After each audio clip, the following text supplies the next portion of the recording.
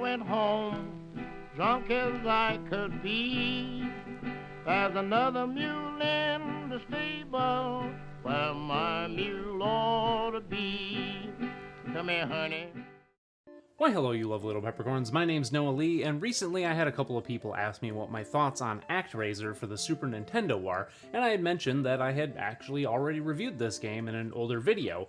However, in the 5 years since making that video, YouTube sort of butchered that, and somehow the audio and the video got out of sync, and I had to privatize the video because it was completely unwatchable. Which is a bit of a shame, because I went back and watched that video, and even though it's not among my best work, it's actually a pretty good video, and I think it sums up my thoughts on the game fairly well. So, rather than it being relegated to the realm of lost media, I thought I'd clean it up a bit and share it with y'all today. So, here's my lost episode of ActRaiser for the Super Nintendo. I hope you enjoy.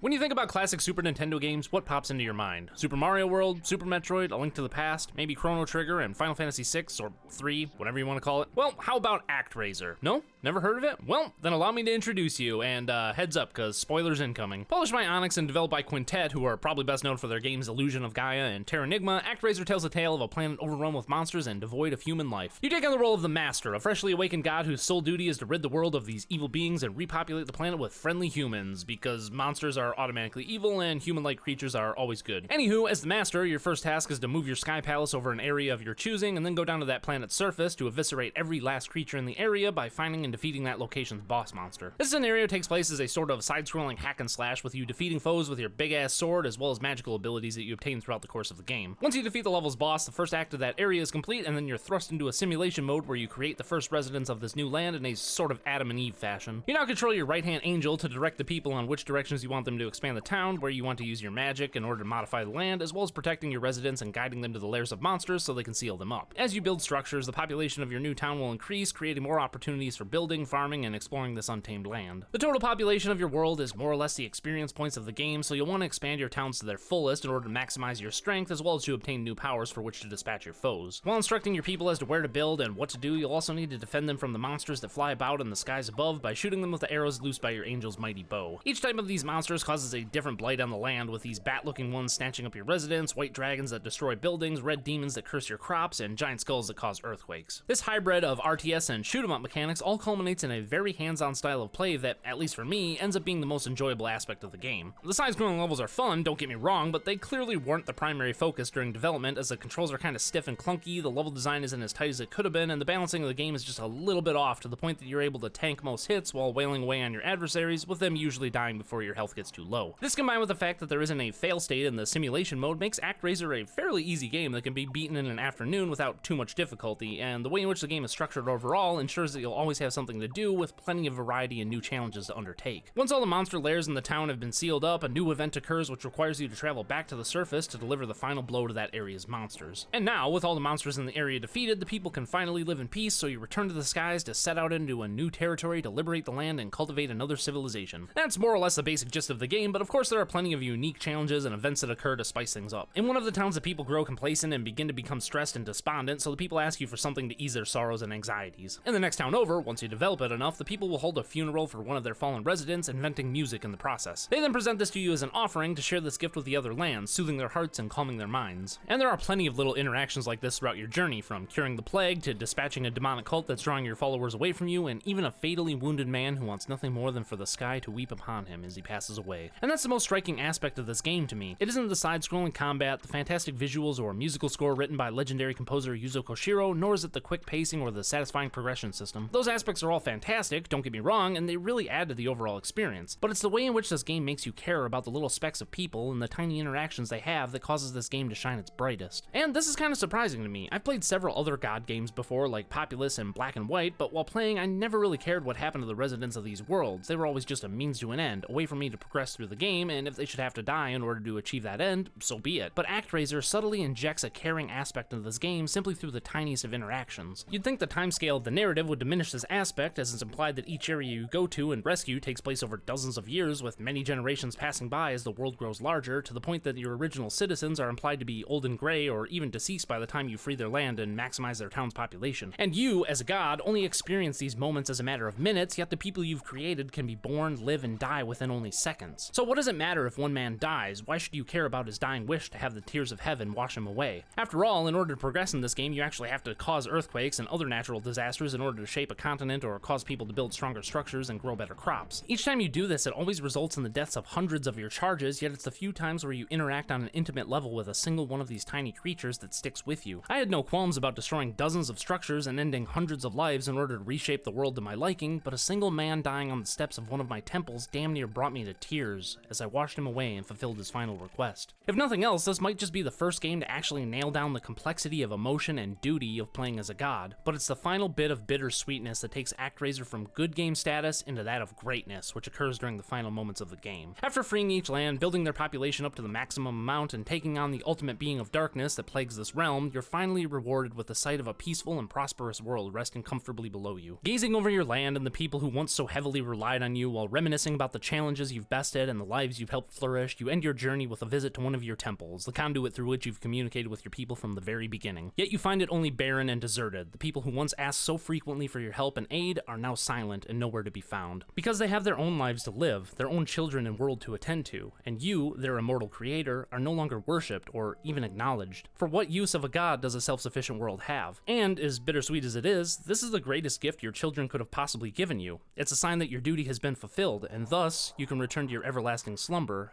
and with just a little bit of luck, you'll never awaken again.